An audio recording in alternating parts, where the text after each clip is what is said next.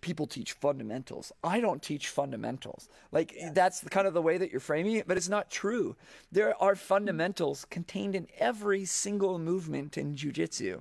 And if you can explore the fundamentals through an in-depth case study, if you will, and like a case study on a position, that's one legitimate approach to teaching fundamentals.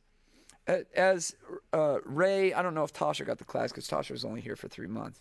Like, if I want to teach a hip escape, I'm not going to do nonsense shrimping across the mat to do that. Because think of it this way. One, you're either having people who already know how to do a hip escape and could do it out of bed every morning, the hip escape constantly. Like, hip escape is just one thing. It's just one basic ingredient of jiu-jitsu.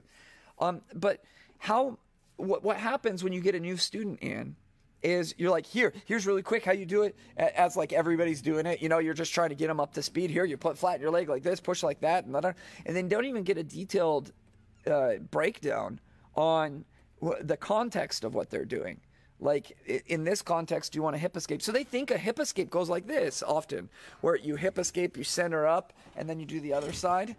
But like, they can't even tell you when the move starts and when it stops and what context is applied. I give a specific class on the hip escape. That's all we do, is the hip escape and where it applies. And then I say, forget you to the hip escaping across the mat every day. And we just do more instruction and more sparring, more specific training. So I think whoever doesn't train at my academy right now, if we were to do, for example, a hip escape class, it would be quite cool. You might say, wow, I've actually never had it broken down like in this way before. Yeah. Like, and that's just my take on it. You know, my take on a hip escape, which could be different from other people's takes. I've seen many different takes.